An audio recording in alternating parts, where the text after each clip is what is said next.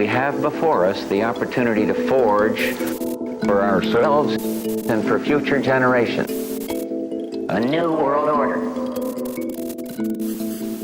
This is Multipolarity, charting the rise of the new multipolar world order.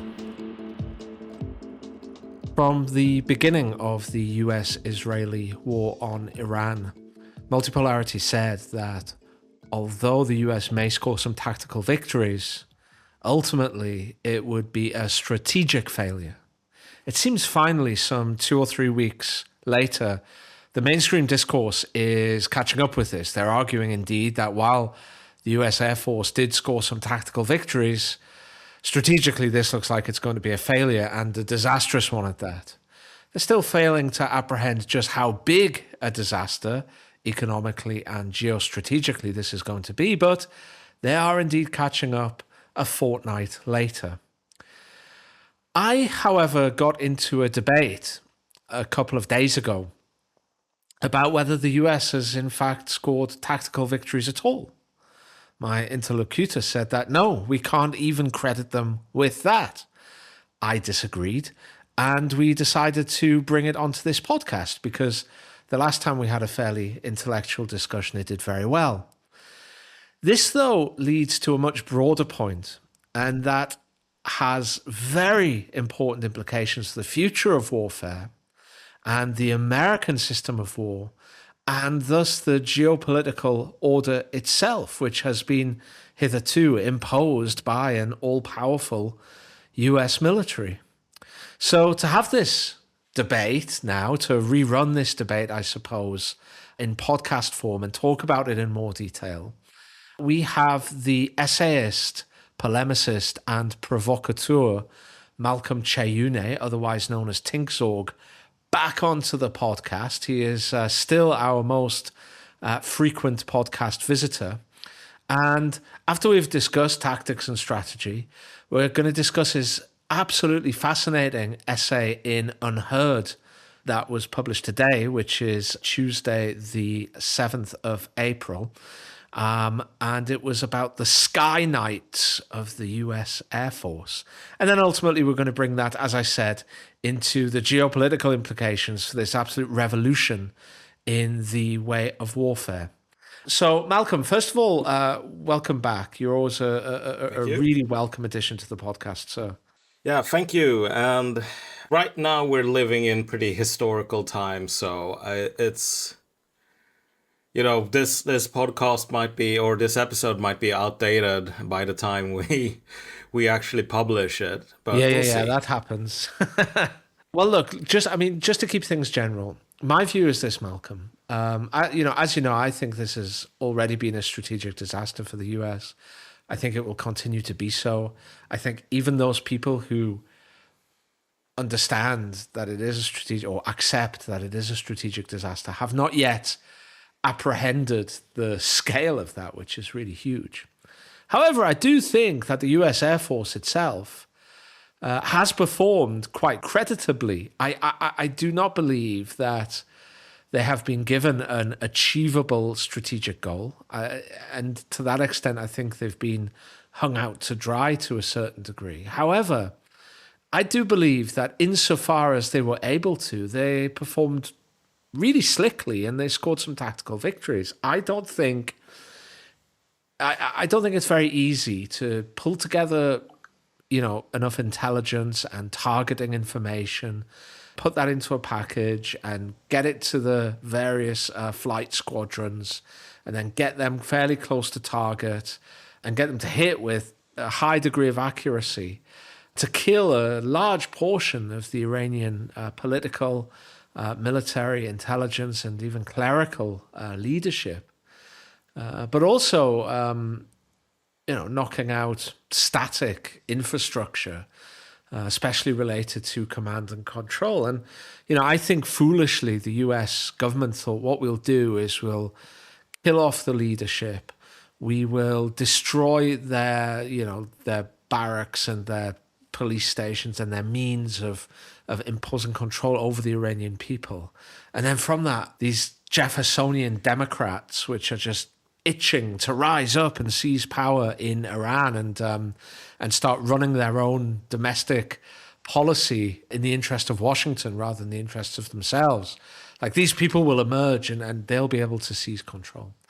And, you know, I don't think the US Air Force can do anything about that dumb strategy, that kind of dumb and unachievable strategic aim. But insofar as they were given the task, they did it pretty well, and I'm willing to call that a tactical victory. But you won't even accept that these are tactical victories, and I think it's an important point to discuss, Malcolm. So fire away. Tell me where I'm being wrong. You've seen the movie V for Vendetta, right? There is this scene towards the end of the movie where, like, one of the agents of the state pulls out his service pistol and he shoots like a guy with that Guy Fawkes mask, but it turns out to be like a 14-year-old girl or whatever. So, but he shoots her in the back. Like, you have to really say that was a really nice shot, right? She dies instantly, so great success. And then, people see that and they surround the guy and they kill him. At that point, we can just say that, well, tactical success, but a strategic defeat. Like, operationally, this didn't go so well. But I think this is a misuse of language. Like, if you have a tactical victory to actually mean anything, can't be, I threw this baseball and it went in a ballistic arc and then it hit the ground, which is what I intended for it to do. I intended for it to hit the ground, and so I won. Like, you have to ask, but what does that do?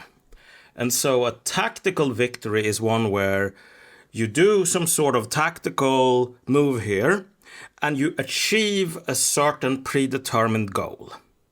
And then that goal might not actually, like, the success of achieving the tactical goal might not necessarily redound into operational or strategic success.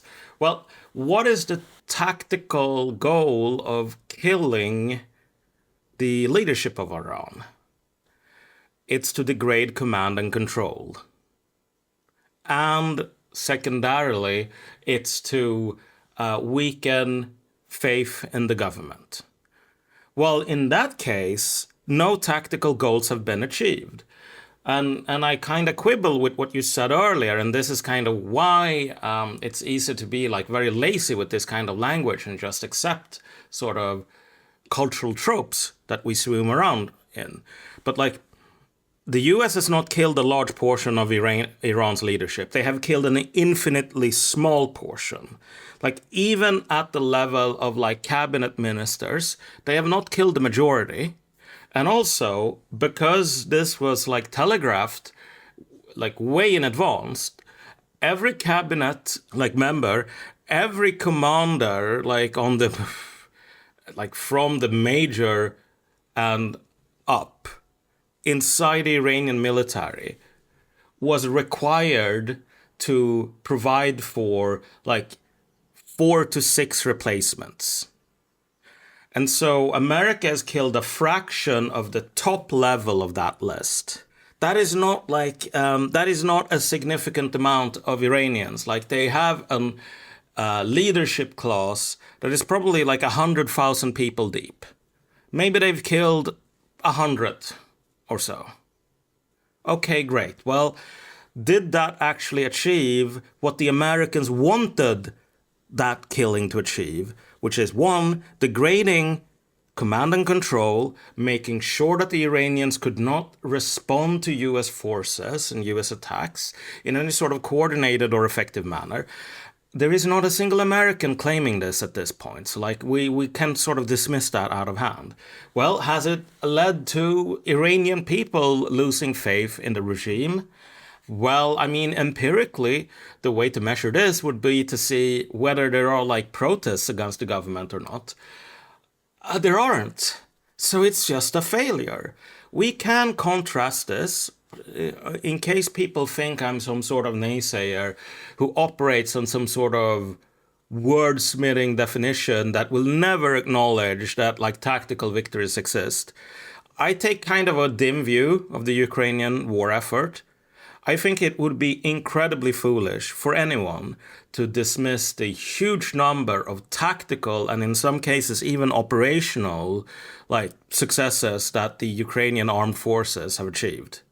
They have achieved tactical successes with the counteroffensive, not the doomed one against the Surovikin line, but the one before that. And, they have achieved local successes pushing the Russians back from Kherson to other parts of the Donbass. Moreover, in the first years of the war, their tactical successes were of the nature that Russia was knocked back on its heels and had to basically see the strategic initiative and go into a holding pattern for 15 months, where they tried to reconstitute some sort of doctrine and strategy to win the war. These tactical successes probably won't amount to Ukraine actually winning the war or winning in this on the strategic level. But you can't really deny it them, because the proof is in the pudding. If you win enough tactical successes, you can actually stack that up to the level where the enemy has to basically go into holding for more than a year. When the Americans did their decapitation strikes, an immediate counterattack far stronger than any of them seemed to have anticipated occurred less than 90 minutes after the bombs had fallen. So command and control not knocked out, obviously. And in general, it's so clear that the Iranians have the strategic initiative. They are not the ones calling Trump to negotiate the ceasefire. And they have so much room to escalate left. So again, we are you can say, well, they fired a missile at a target and the missile hit its target, and that is a tactical success. But that is actually kind of an abuse of the English language, if we're being honest. You have to think about what was the point of firing the missile, and was the point of firing that missile achieved? And I think you'll agree with me that whether assassinations or destroying the ability for Iran to launch drones and missiles, no, it hasn't been achieved. So I think my response to that, Malcolm, would be that the US has still done a lot of damage to Iran, and it might not be damage that is going to cause Iran to roll over and surrender. It's not going to lead to Iran's strategic defeat. I certainly can't see anything that gets close to that at present. Even as we enter the 24 hours. That's not a tactical victory. Yeah, I understand. Causing damage is not a tactical victory. That's completely different. I understand that, but the I suppose the point I would make here is that when Ali fought Foreman in Zaire, in the famous Rumble in the Jungle, after the first, he had this plan in the first round to hit George Foreman with right-hand leads. He understood that Foreman was far more powerful than him, and he was much younger than him. And he had completely destroyed opponents who Ali himself had great trouble with in previous fights. And he tried to hit Foreman with these right-hand leads, but these right-hand leads failed to knock out Foreman. They failed to put Foreman in trouble, and by the end of the first round, he was already closing the distance and looking as if he might be able to land these huge bombs he would throw on Ali. And it was at that stage where Ali kind of retreated onto the ropes, essentially, and allowed himself to be wailed upon by Foreman.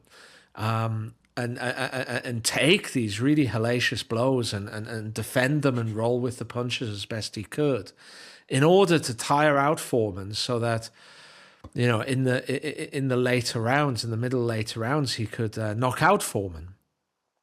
But No fighter with who had an alternative would accept that kind of punishment. I mean, anybody who's seen George Foreman hit a 90-kilo heavy bag and what his individual punches do to that heavy bag would know that this is not something that you would want to do if you had any alternative whatsoever.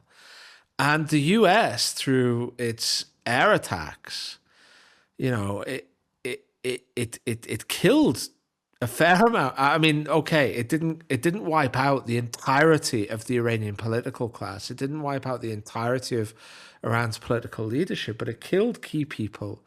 It did significant damage to the country. It's done significant economic damage to the country. This is not something that anybody would be able to brush off and say, it's not even a tactical thing. That's like, it's nothing. Like, okay, it's not changing the course of the war. But it is something like if you are,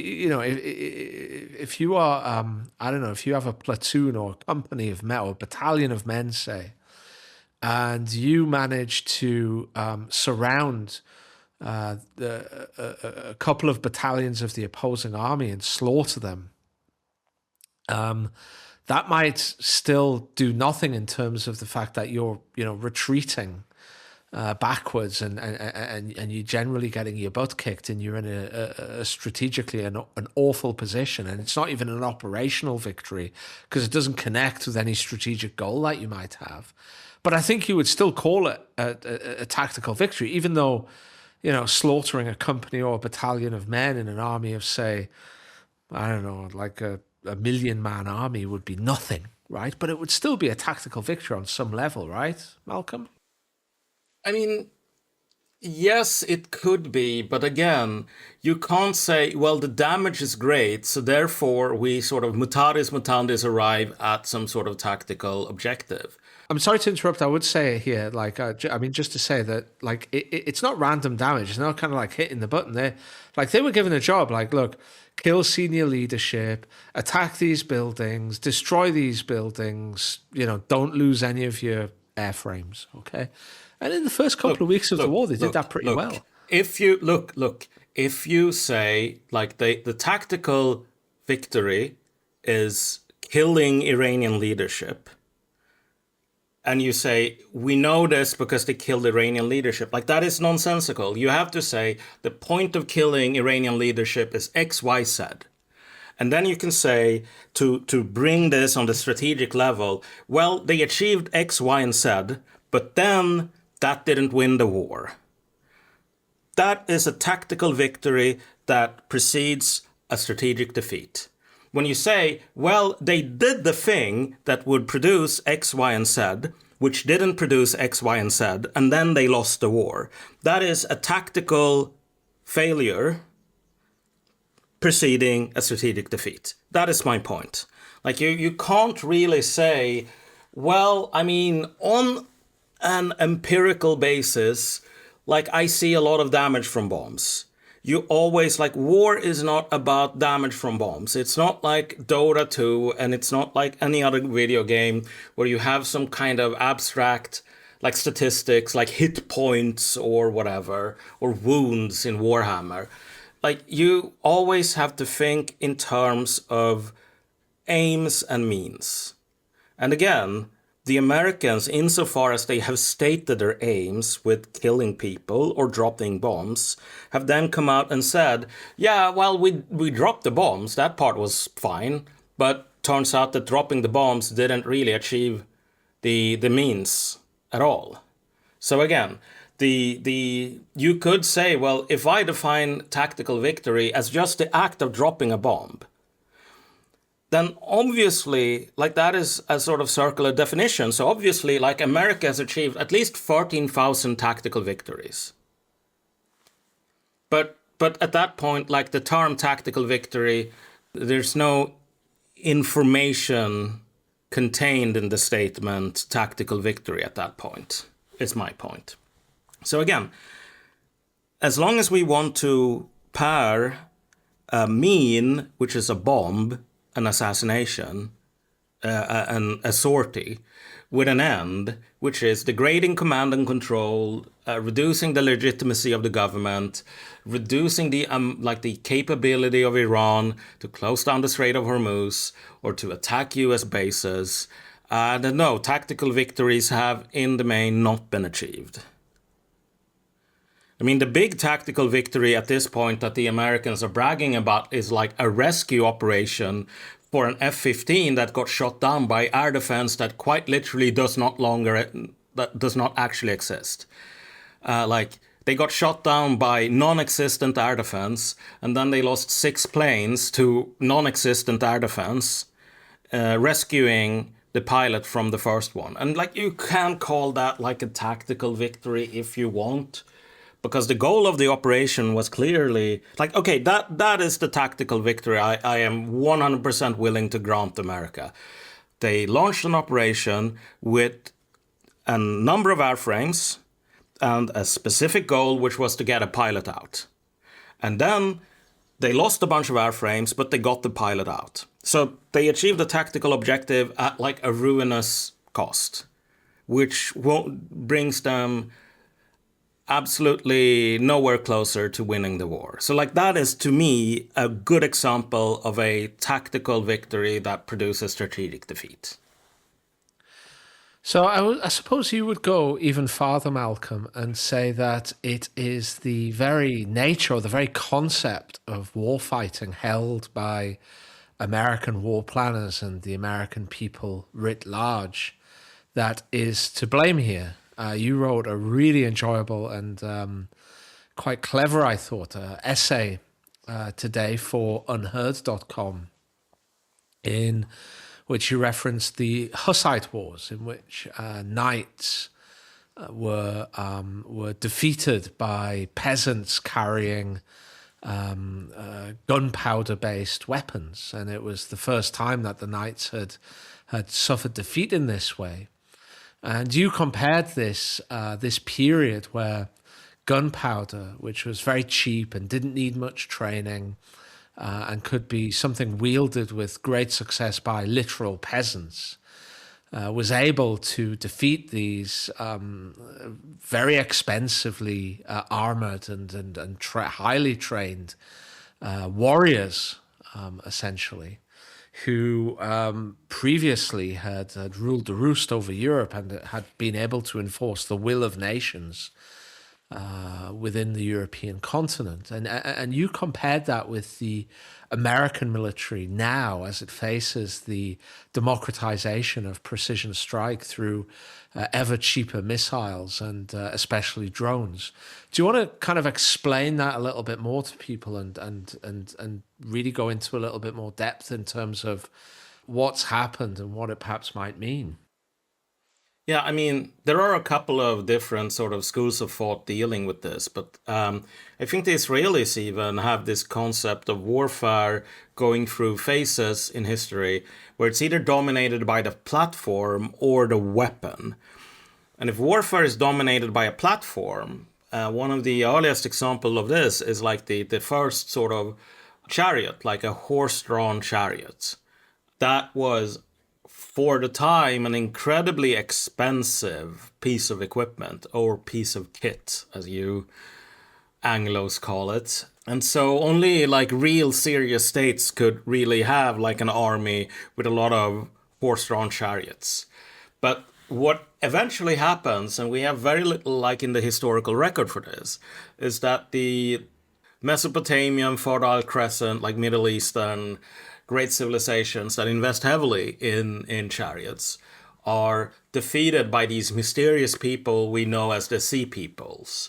And apparently these Sea Peoples had some sort of really cheap and really ingenious way of fighting. I think it was it involved javelins. It was a long time ago since I read about this. But they had a cheap way of fighting against chariots where the fact that states spent so much money on these things became a massive drawback. And the Egyptians, which were like the super conservative people, who said like, we'll buy some chariots, but I think they're just a fad. Like we have infantry. That's like, we've had infantry for the last 2,000 years. I'm sure like infantry will still be the big thing in 2,000 years. So we'll stick with them. Thank you very much. They were the least affected by the sea peoples because they were still sort of hedging their bets on like platforms versus weapons. And so in Bohemia, you have the same thing. Knights are these incredibly expensive, like professional warriors, which if you actually look at the history in Europe, like knights are actually, they are really like when people accuse the American military of today, like, drones blowing up goat herders. That was kind of the medieval knight in a lot of ways. I don't want to push that point too far, but like knights much more enjoyed fighting peasants than they enjoyed fighting other knights. And in some cases, they would make deals under the table to make sure that like the knights didn't fight each other. Because, at that point, you can actually like realistically be killed. But if you're fighting a peasant who is like halfway malnourished and has, like a farming implement, while you have an expensive suit of mail and, a horse that costs more than the entire village that farmer lives in, you're going to win 99 times out of 100. Interestingly, you have, like, way before you have the Hussite Wars, like, you do have, like, the Battle of the Golden Spurs, where the knights fought, like, an enemy that actually had pretty effective weapons, like a Godendog, or however the Dutch pronounce it. It's like a weird stick with a pike on it. And, like, at the Battle of Agincourt, where they faced the longbowmen. In both these cases, like, they had an enemy that had effective weapons and that was pretty numerous. And at that point, like, the cracks started showing. But gunpowder was so revolutionary, just as you pointed out, because all of the oomph of gunpowder comes from the chemical energy of the gunpowder itself. You can give a gunpowder weapon to a woman, and she can kill a knight. You cannot give a halberd to a woman and expect her to have a very good chance of killing a knight. Like, at that point, the knight has a massive advantage, just in terms of the halberd needing muscle power to work and there being like significant sexual dimorphism in the human species. But a woman with a gunpowder weapon, like one of these early handguns, and a knight with a handgun, like, it's not that much difference. Like, the handgun is so inaccurate that you can't really like be very skilled at it. And so like your skill is just like, reloading it quickly or whatever, which still takes an eternity. And so the Czechs basically inaugurated this huge pivot where investing in platforms just became silly. You could spend a ton of money making the finest suit of like Gothic plate armor that Europe had ever seen. And that would cost as much as, like, quite literally 1,000 guns. But making a suit of armor that's 10% more effective than, like, a normal suit of armor would never, ever, ever come close to even 10 guns. And now you could spend that money and get 1,000 guns. And so at the end of the day, like, the entire social system of Europe, which was built around sort of producing, you have the popular culture, like medieval conception of like the nobility, the clergy, and the peasants. Like the nobility, those who prayed, and, those who made the food, and then you had those who fought. Well, in a gunpowder world, you don't need that tripartite division at all. Because having a person who spends his entire life training to fight is more like, it's economically inefficient compared to, just giving the farmer a gun in times of war. And that was what eventually happened. So for the Americans, their big problem right now is that they have all of these like incredibly expensive planes that do things that these Iranian drones do. Like the plane might be 4 times as effective as an Iranian Shahed drone. But that doesn't matter because you can get like 1 million Iranian Shahed drones, like quite literally, probably 1 million of them, for the same cost that it takes to employ the entire infrastructure required to operate a couple of planes. Because it's not just the pilot, it's not the flyaway cost, it's the spare parts, it's the constant maintenance. Like for every hour up in the sky, you need to spend dozens of hours like repairing the plane, maintaining it. And then you have to have contractors stateside to do that stuff at like depots. And you need like 3,000 sailors on your nuclear aircraft carrier just to keep the carrier going. And then you need 2,000 or 2,500 air crew just to have 50 or 60 pilots. So 5,000 people supporting 50 or 60 pilots, that's a lot of people for not that many pilots. And again, at the point where all of these hyper-modern American weapons were developed, like they're not hyper-modern anymore. They were hyper-modern 50 years ago, and even then they were kind of becoming inherently unaffordable. But today, the F-16 Fighting Falcon, like it's an unk, as the Zoomers say. It's like, it's a graybeard. It is almost like it should be on Social Security at this point, because it was conceived of in a world where the total computing power of all the supercomputers on planet Earth was less than what you have in your pocket. Like a single smartphone today is a better computer than like all the research computers that like America and Russia had put together in the 70s. That's just the mathematics of this stuff. And so a plane developed during that time cannot be said to be modern. They are archaic.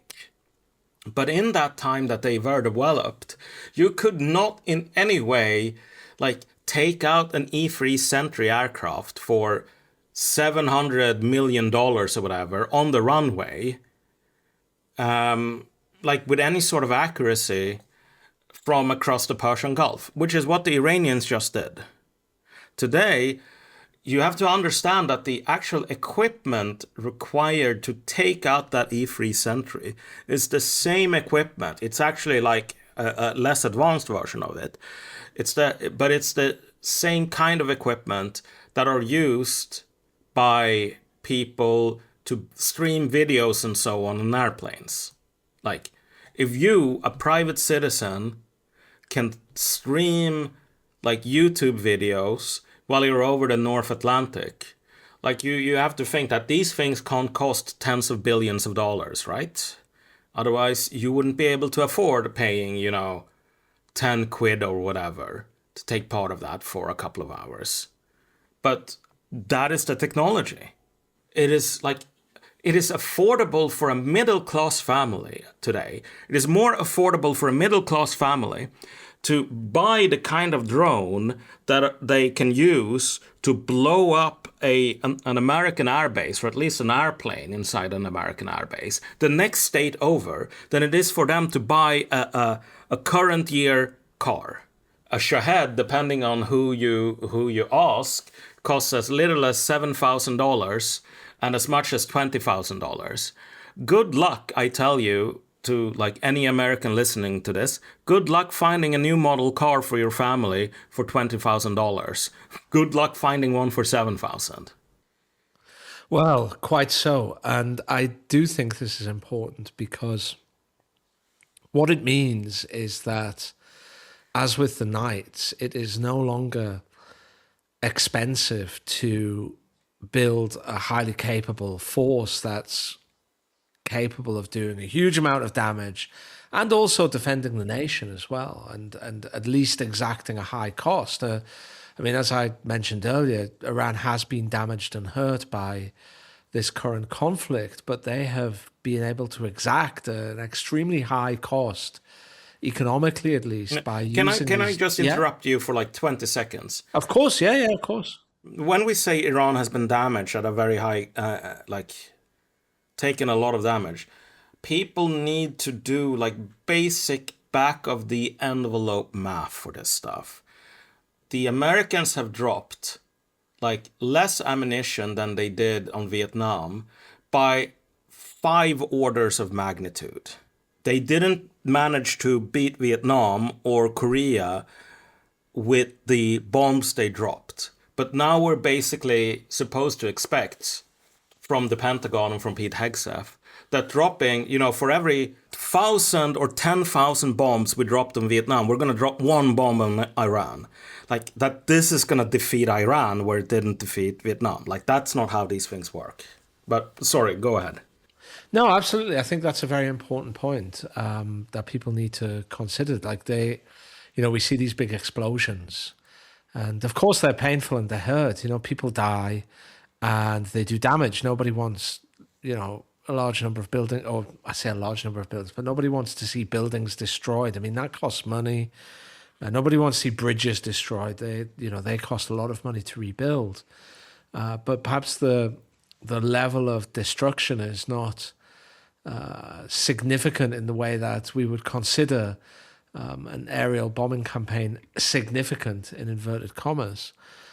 But I think the point I would make is that Iran has been able to sting back. It's been able to really hurt, mainly through counter-value strikes rather than counter-force strikes. But even its counter-force strikes have been relatively successful against the E-3 Sentry you mentioned, against US early warning radars, both static and mobile within THAAD batteries. But also, as I say, in the counter-value sphere, they've been able to do a lot of damage, I would say, to economic damage and inflict a lot of economic pain on planet Earth. These new technologies, Malcolm, have essentially opened up the sanctions weapon to Iran. And they would open up the sanctions weapon to any nation who had, was in a similar geographical choke point and had the resolve to be able to apply the rack, so to speak, and keep twisting it as the war progressed. So, I do think that this has really important geopolitical implications, right? I mean, if the fighter jet is no longer the primo weapon platform, or if it's going to be weapons rather than platforms now, then there are big implications to this, Malcolm. Yeah, I mean, the real curse for Ukraine as a nation here, like the real tragedy of them is that if they had fought the United States Army and the United States Air Force, the Ukraine war would be over at this point, with the Ukrainians being spectacular winners. Unfortunately, they fought the Russians, and the Russians are capable of looking at I think it was surely it was the Ukrainians who were desperate enough to look at these toy drones with cameras on them that you can buy on Etsy or whatever for your kid for Christmas, and say, what if we just taped a grenade to this stuff? That is exactly the sort of desperation that produced the Hussite wagon fort. It was just like an accident of being massively outnumbered. But the Russians were capable of looking at that and, being a conservative institution. At first, the Russian army said, dude, so it's like toy drones with grenades taped on them. This is ridiculous. This will never catch on. And they said that for a couple of months. And then, the old sort of graybeard got told to seek early retirement, and then a new guy came in and said, okay, we'll make these things too. And, having done that, the Russians just produce more of them than Ukraine does. But you mentioned like the geopolitical effects of this. Like if we had just states fighting each other, and okay, well, here we have a new weapon. That's not necessarily something that's going to have a huge geopolitical effect in the sense that all states have at least a theoretical ability to assimilate this new weapon into its doctrine, which the Russians have done. But the issue is, it's not just that like these weapons change the dynamic of warfare, where Europeans and Americans love to gloat about like the glacial pace of Russian advances in Ukraine, and they say, well, this is because Russians are incompetent. I think that now that we've seen true incompetence from the Americans, who won the war in the first 48 hours and are now threatening to like civilizational destruction and like to win wars by committing heinous war crimes because they don't know what else to do. Like, that is actually competence. And the truth of the Ukraine war now in retrospect seems to be that actually with all these new weapons, it's just much, much harder to advance. And so that would apply to Americans anywhere, like in Iran, for example. It would be much harder to advance than like in the 20th century. And it would also apply to Russians trying to fight against Finland or Scandinavia, like Sweden, Denmark, if they started using these weapons. But that's not really the true geopolitical crisis we're facing either. Like, that is actually a benefit for Europe. If Europe kind of got its collective heads out of their collective asses, they would look at the Ukraine war and say, wow, maybe we are less threatened than we thought because we can use these new technologies that favor the defenders much more heavily than defenders were favored like 30 years ago. Like, that is an opportunity. That's not like a problem. But America can't do what the Russians did. The second America says, okay, well, airplanes are no longer a thing. We're going to be all about drones now. Like, the American empire is going to collapse. The American military is going to collapse. And in fact, the American military has both of these things have already collapsed. I don't mean this in any sort of hyperbolic sense when I say that like the collapse has already occurred.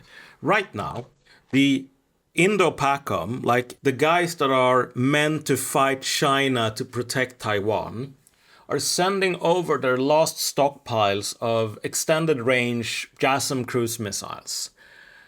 And these JASSM, like extended range missiles, are not even needed over Iran because Iran has no air defense. There is absolutely no need to ferry over a super expensive and limited cruise missile whose benefit is that it costs a ton and you can't really afford to make them and you don't have the materials. And now with Chinese industrial sanctions, but like it has the benefit of having a range of 600 miles, like just flying closer. They don't have air defense. But the only stocks that will be left in a month in Asia of these long-range cruise missiles, which, I mean, you would be insane to try to fight against China without these things, because they have, unlike Iran, they have every level of air defense. They have like the super long range, the intermediate range, the short range. They have infrared missiles. They have radar missiles. Iranian air defense it's quite capable in the sense of like the things they do have and that they have focused on are useful and cheap and mass producible, but they don't really have like these traditional long range systems because they would just be destroyed. But like you need these JASSMs against China. Well, America now officially plans to retain a stockpile of 450 JASSMs with extended range for the entire anti-China campaign. Here is the thing. Unless I'm mistaken, a JASSM is like conventionally sized, so it has a 500 kilogram warhead. Like, we are talking about about 200 metric tons of explosives in total, budgeted for a war against China, like of this kind of stealthy cruise missile capability. Like that is like trying to clean your driveway with a toothbrush or something. Like it's just hilariously out of scale. But America is not going to make any new weapons. It's not going to make any new planes because it's kind of bankrupt. And it's under industrial sanctions from China, so it can't refill these stocks. So the point I'm making here is just that for America in particular, not for Russia, not for Iran, not for Turkey. Like Turkey can take a look at this stuff and say, well, okay, this is the future of warfare. Let's pivot around. Let's move our money from jet fighter development into drone development. Like they can do that and it will just be another Tuesday. America can't, because America is just all about, like, it has this huge inheritance of equipment that it realistically cannot reproduce and it cannot replace. And the American economy is built around this, concepts like the petrodollar and people recycling their money through like the American financial system and so on. If the American, like if the mythology of the American knighthood, like the pilots, the air power, if that disappears, then the economic foundation of the American imperial system disappears as well. And that is the unique geopolitical crisis that this military revolution is going to usher in. It's already happening, as a matter of fact.